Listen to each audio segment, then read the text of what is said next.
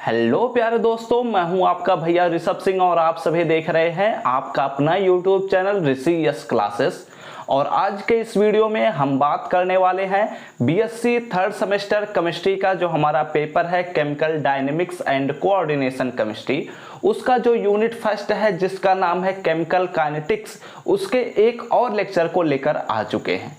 और इस लेक्चर में हम समझने वाले हैं कि molecularity and order of A reaction के डिफरेंस के बारे में इस वीडियो में हम पूरा डिटेल से बात करेंगे। इसमें हम समझेंगे कि मॉलिक्यूलरिटी एंड ऑर्डर में क्या डिफरेंस होता है। तो चलिए अपने टॉपिक की शुरुआत करते हैं। लेकिन अगर आप सब पिछले लेक्चर्स को नहीं देखे हैं तो आई बटन पर जाकर देख लीजिएगा या फिर पूरे प्लेलिस्ट का लिंक डिस्क्रिप्शन में मिल जाएगा। और इस चैनल पर पहली बार आए होंगे तो जरूर सब्सक्राइब करने के साथ बेल आइकन को ऑल पर भी सिलेक्ट कर लीजिएगा, जिससे हमारे अगले वीडियोज के नोटिफिकेशन आपके पास सबसे पहले पहुंचे। तो अपने कॉपी और पेन लेकर बैठ जाइए। अगर अभी नोट्स नहीं बनाना तो आप हमारे टेलीग्राम ग्रुप से ज्वाइन कर सकते हैं, लिंक डिस्क्रिप्शन में आप सभी को मिल जाएगा। अब अगर आप लोग कॉपी और पेन लेकर बैठ चुके हैं तो आप अपने उस पेज को खोल लीजिए जिसमें हमने पढ़ा था कि मॉलिक्यूलरिटी ऑफ ए रिएक्शन क्या होता है और ऑर्डर ऑफ ए रिएक्शन क्या होता है। इन दोनों पेज को खोल लीजिए और उसमें ध्यान से देखिएगा, हमने लिखवाया है कि मॉलिक्यूलरिटी जो होता है वह रिएक्शन को हम देख कर भी बता सकते हैं। ये चीज मैंने आप सबको समझाया भी था। यानी कि अगर आपके सामने कोई भी रिएक्शन लिखा हुआ है और उस रिएक्शन में कितने रिएक्टेंट्स या कितने रिएक्टिंग मॉलिक्यूल्स उस रिएक्शन में पार्टिसिपेट कर रहे हैं, वही उस रिएक्शन का मॉलिक्यूलरिटी होता है। ये चीज हमने आप सभी को बताया था और अच्छे से पूरा लिखवाया भी था। और ऑर्डर ऑफ ए रिएक्शन में हमने बताया था कि किसी भी रिएक्शन में जो रिएक्टिंग मॉलिक्यूल्स हैं उसमें से कितने ऐसे रिएक्टिंग मॉलिक्यूल या रिएक्टेंट्स हैं जिनके कंसंट्रेशन में बदलाव हो रहा है, जिसके पश्चात वह रिएक्शन होता है, तो वही हमारा ऑर्डर ऑफ रिएक्शन होता है। ये हम लोग पहले ही समझ चुके हैं। तो यहाँ पर अगर हम बात करते हैं कि order of reaction and molecularity of A reaction में क्या डिफरेंस है, तो चलिए एक एक करके हम समझना शुरू करते हैं। ध्यान से सुनिएगा। बहुत सारे लोग ऐसा समझते हैं कि किसी भी रिएक्शन का जो मॉलिक्यूलरिटी है या ऑर्डर है ये दोनों एक ही हैं, लेकिन ऐसा नहीं है। कई केसेस में ऐसा देखने को मिलता है कि मॉलिक्यूलरिटी ऑफ ए रिएक्शन और ऑर्डर ऑफ ए रिएक्शन एक हो सकते हैं, यानी कि इन दोनों के वैल्यू समान हो सकते हैं, लेकिन यह कंपलसरी नहीं है कि हर एक रिएक्शन के लिए molecularity of reaction and order of reaction समान ही हो, यह जरूरी नहीं है। जैसे कि अगर एक एग्जांपल के थ्रू हम पहले समझते हैं, उसके बाद हम पूरा एक चार्ट बनवाएंगे जिसमें हम बताएंगे कि molecularity of reaction and order of reaction में क्या डिफरेंस है। लेकिन पहले हम चलिए समझते हैं एक रिएक्शन के थ्रू कि कैसे हम समझ सकते हैं कि किसी भी रिएक्शन का molecularity and order of reaction में डिफरेंस है। तो देखो, अगर हमारे सामने एक बहुत ही फेमस एग्जाम्पल ये है C12H22O11। ये हम लोग जानते हैं कि ये हमारे पास एक केन शुगर है। इसे हम बीएससी सेकेंड सेमेस्टर से ही पढ़ते आ रहे हैं और ये हमारे पास वाटर मॉलिक्यूल आ गया। अगर इन दोनों का रिएक्शन कराते हैं तो यहाँ पर हमें मिलता है C6H12 और O6, ये हमें मिलता है। और हमारे पास एक और प्रोडक्ट मिलता है जिसका भी मॉलिक्यूलर फार्मूला वही है C6H12O6। ठीक है, तो ये हमारे पास केन शुगर है और ये हमारे पास वाटर मॉलिक्यूल, ये हमारे पास फ्रक्टोज और वो हमारे पास ग्लूकोज, या फिर ये ग्लूकोज वो फ्रक्टोज। अब देखिए, ध्यान से समझने की कोशिश करिए। अगर इस रिएक्शन की मॉलिक्यूलरिटी की बात की जाए तो हम लोग जानते हैं कि अगर मॉलिक्यूलरिटी हमें पता करना है इस रिएक्शन का, तो इसका मॉलिक्यूलरिटी जो होगा वो होगा 1 मॉलिक्यूल इधर और 1 मॉलिक्यूल इधर, यानी कि केन शुगर का एक मॉलिक्यूल और वाटर का एक मॉलिक्यूल, तो इसका मॉलिक्यूलरिटी होगा 2। बात समझ में आई? इसकी जो मॉलिक्यूलरिटी होगी वो 2 होगी। लेकिन अगर इसके ऑर्डर की बात की जाए, ऑर्डर ऑफ रिएक्शन, या फिर ऑर्डर डायरेक्ट ही लिखते हैं ना, तो अगर इसके ऑर्डर की बात की जाए तो क्या होगा? तो आप रिएक्शन को देखकर कभी भी नहीं बता सकते कि इसका ऑर्डर क्या होगा। यह बात हमेशा ध्यान में रखिए। किसी भी रिएक्शन का अगर आप किसी भी रिएक्शन को आपके सामने दिया गया है तो उस रिएक्शन का आप ऑर्डर देखकर कभी नहीं बता सकते। अगर एक केस और समझ लो, अगर इस रिएक्शन का रेट लॉ एक्सप्रेशन लिखा हुआ दिख जाए तो वहां से हम बता सकते हैं कि इस रिएक्शन का क्या ऑर्डर होगा। लेकिन अगर वो आपको सही रेट लॉ एक्सप्रेशन लिखा गया है तभी आप सही बता सकते हैं, अदरवाइज वो अभी नहीं बता सकते। यानी कि जो हमारे पास rate law order of reaction होता है वो हम एक्सपेरिमेंट के थ्रू ही बात करते हैं। लेकिन यहां पर हम एक्सपेरिमेंटली ऐसा देखा गया है कि जो यह रिएक्शन है हमारे पास, केन शुगर का वाटर मॉलिक्यूल से रिएक्शन जो हो रहा है उससे ग्लूकोज एंड फ्रक्टोज प्राप्त होगा। तो इसमें ऐसा देखा गया है कि वाटर मॉलिक्यूल के कंसंट्रेशन में बदलाव करने से इस रिएक्शन पर कोई भी फर्क नहीं पड़ता। वाटर मॉलिक्यूल के कंसंट्रेशन में बदलाव करने से इस रिएक्शन में कोई भी फर्क नहीं पड़ता, केवल और केवल केन शुगर के कंसंट्रेशन में बदलाव करने से इस रिएक्शन में फर्क पड़ता है। ठीक है, तो इसलिए इस रिएक्शन का जो ऑर्डर होता है वो हमें पता चला था 1। ये हम लोग पिछले लेक्चर में भी बात कर चुके हैं ऑर्डर ऑफ रिएक्शन के बारे में। तो वहीं से ही अब यहां पर आप लोग समझ सकते हैं, क्या क्या चीजें समझ सकते हैं। सबसे पहला पॉइंट कि जो मॉलिक्यूलरिटी है वो ऑर्डर के बराबर हो ये जरूरी नहीं है, पहला पॉइंट। ठीक है, दूसरा पॉइंट समझते हैं, जो मॉलिक्यूलरिटी है वो हम रिएक्शन को देखकर भी बता सकते हैं, लेकिन जो हमारे पास ऑर्डर है वो रिएक्शन को देखकर हम नहीं बता सकते। अब ये दूसरा पॉइंट हो गया। तीसरा पॉइंट आते हैं, हम जानते हैं कि जो ऑर्डर ऑफ रिएक्शन होता है वह जीरो भी हो सकता है, क्योंकि हम आगे पढ़ने वाले हैं जीरो ऑर्डर ऑफ रिएक्शन के बारे में और मैंने आप सभी को पूरा डिटेल में बताया भी था पिछले लेक्चर में। लेकिन जो मॉलिक्यूलरिटी होती है वो जीरो कभी भी नहीं हो सकती। अगर molecularity is equal to zero हम बोल रहे हैं यानी कि उसमें रिएक्टेंट है ही नहीं, और रिएक्टेंट ही जब नहीं रहेंगे तो रिएक्शन होगा ही नहीं। बात समझ में आ रही है? यानी कि जो हमारे पास अगर मॉलिक्यूलरिटी जीरो कहते हैं यानी कि वो गलत हो गया। ठीक है, और भी चीजें समझ लेते हैं। जो मॉलिक्यूलरिटी है वो हम एक सिंपल रिएक्शन या फिर कह सकते हैं एलिमेंट्री रिएक्शन के लिए बता सकते हैं, लेकिन जो ऑर्डर ऑफ रिएक्शन है वो हम कॉम्प्लेक्स रिएक्शन के बारे में भी बता सकते हैं। देखो समझने की कोशिश करो।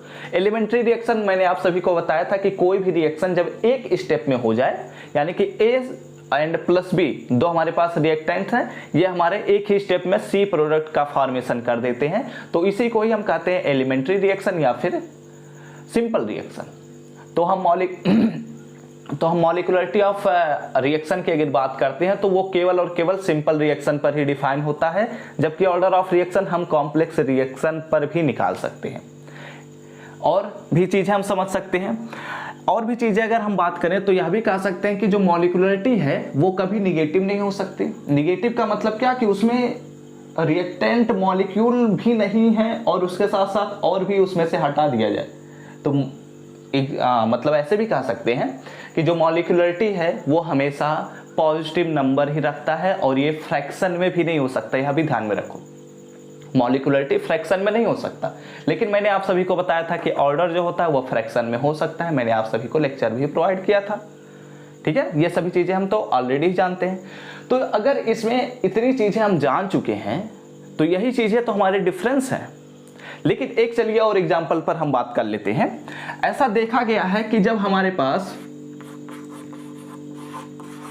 एथिल एसीटेट आता है CH3COO और C2H5, ठीक है, ये एथिल एसीटेट है। जब इसका हम वाटर मॉलिक्यूल के साथ रिएक्शन कराते हैं तो देखा गया है कि यहाँ पर हमारे पास मिलता है एसिटिक एसिड और मिलता है हमारे पास एथिल एल्कोहल, तो C2H5OH। ठीक है, तो ये हमारे पास रिएक्शन है। अब इस रिएक्शन की अगर मॉलिक्यूलरिटी बात आनी है तो हम जानते हैं कि मॉलिक्यूलरिटी कैसे निकाल सकते हैं, और मैंने अभी आप सबको इतना बता दिया है कि अब तो मॉलिक्यूलरिटी ऑफ ए रिएक्शन किसी भी रिएक्शन का पता कर सकते हैं। और जो मॉलिक्यूलरिटी ऑफ रिएक्शन है इस पर हो सकता है आप सभी को, अगर आपके एग्जाम ऑब्जेक्टिव हो रहे हैं तो इस पर आपको क्वेश्चंस भी मिल जाएंगे कि कोई भी रिएक्शन दिया रहेगा उसमें पूछ लेगा कि मॉलिक्यूलरिटी बताओ, कोई रिएक्शन दिया रहेगा उसका रेट लॉ एक्सप्रेशन भी दिया रहेगा और बोल देगा कि ऑर्डर ऑफ रिएक्शन बताओ। तो इन सभी चीजों को ध्यान से समझो, जितने एग्जाम्पल्स मैं कराया हूं उन सभी चीजों पर गौर करो। ठीक है। तो अगर मॉलिक्यूलरिटी ऑफ रिएक्शन की अगर इसमें हम बात करते हैं तो यहां पर हमारे पास होगा 1 मॉलिक्यूल इधर 1 मॉलिक्यूल इधर, यानी कि ये होगा हमारे पास 2 मॉलिक्यूल। और इसका अगर हम ऑर्डर की बात करते हैं तो ये हो गया हमारे पास ऑर्डर। तो ऐसा देखा गया है एक्सपेरिमेंट के थ्रू, मैं इस रिएक्शन को देखकर कभी नहीं बता सकता कि ऑर्डर क्या होगा, तो एक्सपेरिमेंट के थ्रू देखा गया है कि इसका जो ऑर्डर होता है वो भी 2 होता है। यानी कि यहां से हम क्या कह सकते हैं कि जो मॉलिक्यूलरिटी है वो ऑर्डर के बराबर भी हो सकता है, या कह सकते हैं ऑर्डर जो है वो मॉलिक्यूलरिटी के बराबर भी हो सकता है, लेकिन ये दोनों कभी भी एक ही कॉन्सेप्ट को नहीं बता सकते। यह बात हमेशा ध्यान में रखिए, यानी कि इन दोनों में डिफरेंस होता है। तो ये हमारे पास एक जनरल सा कॉन्सेप्ट हुआ कि हम कैसे समझ सकते हैं। तो चलिए अब हम इसके डिफरेंस पर हम एक टेबल बनाते हैं और वहां से समझते हैं कि molecularity and order of reaction में क्या क्या डिफरेंसेस हैं।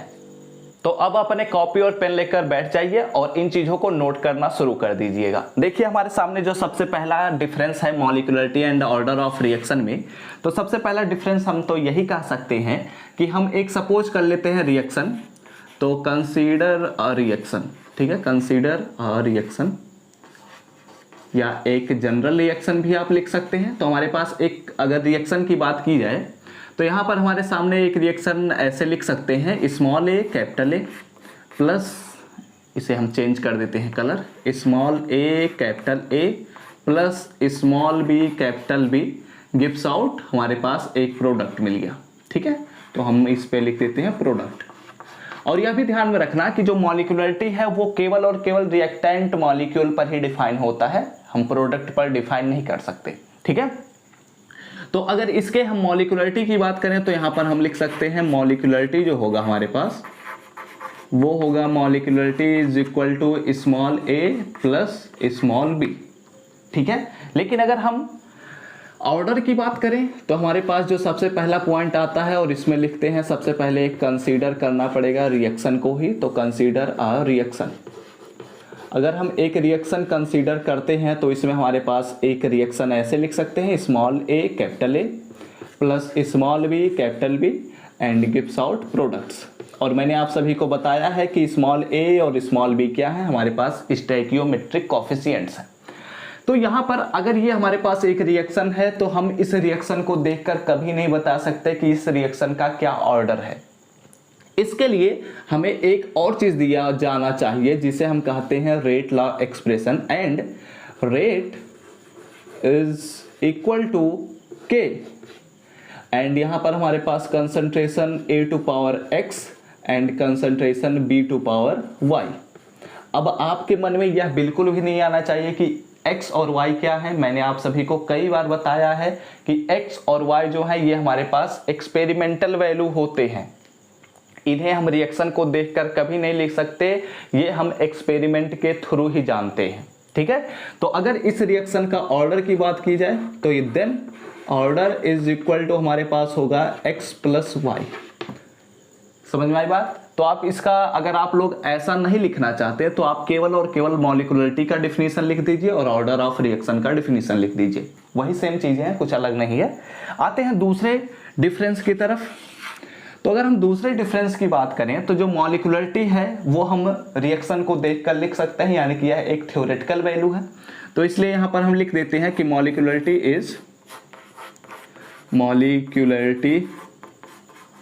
इज, या फिर लिख सकते हैं इट इज थ्योरेटिकल वैल्यू। ठीक है, ये हमारे पास एक थ्योरेटिकल वैल्यू है। जबकि अगर हम बात करते हैं कि ऑर्डर क्या है तो इट इज, यानी कि ऑर्डर क्या है, ऑर्डर एक एक्सपेरिमेंटल वैल्यू है, एक्सपेरिमेंटल वैल्यू। बात क्लियर हो गई, ये हमारे पास एक्सपेरिमेंटल वैल्यू है। एक और चीज हम डिफरेंस बता सकते हैं, जो चीजें हम लोग पहले समझ चुके हैं उन्हीं चीजों को हम लिख रहे हैं। जो हमारे पास मॉलिक्यूलरिटी होते हैं वो कभी जीरो नहीं हो सकते, ये हम ऑलरेडी जानते हैं, तो इसलिए यहां पर लिख देते हैं it can not be zero, यानी कि जो मॉलिक्यूलरिटी है वो कभी जीरो नहीं हो सकता। लेकिन अगर हम ऑर्डर की बात की जाए तो इट कैन बी जीरो, यानी कि यह जीरो भी हो सकता है, इट कैन बी जीरो। और भी चीज़ें हम समझ सकते हैं, जो हमारे पास मॉलिक्यूलरिटी है वो कभी निगेटिव नहीं हो सकता, लेकिन जो ऑर्डर है वो हमारे पास फ्रैक्शन भी हो सकता है, निगेटिव भी हो सकता है, कुछ भी हो सकता है। ठीक है, तो यहाँ पर हम इसी को थोड़ा और आगे बढ़ा देते हैं, यहाँ पर लिख देते हैं नाइदर फ्रैक्शन, और यह ना तो निगेटिव ही हो सकता है लेकिन यहाँ पर यह फ्रैक्शन में भी हो सकता है। ठीक है, और हम लोगों ने इसे पिछले लेक्चर में समझा भी है। आते हैं अगले डिफरेंस की तरफ, चौथा पॉइंट। अगर यहाँ पर हम चौथे पॉइंट की बात करें तो यहाँ पर यह भी हम बता सकते हैं कि जो मॉलिक्यूलरिटी है, यानी कि it is defined only for elementary reaction. किसके लिए? एलिमेंट्री रिएक्शन के लिए केवल डिफाइन है, एलिमेंट्री रिएक्शन। जबकि जो हमारे पास ऑर्डर होता है, यानी कि चौथा डिफरेंस, हम बता सकते हैं कि इट इज डिफाइन, यह जो हमारे पास है यानी कि ऑर्डर जो है यह कॉम्प्लेक्स रिएक्शन, और साथ ही साथ यह हमारे पास कॉम्प्लेक्स रिएक्शन एंड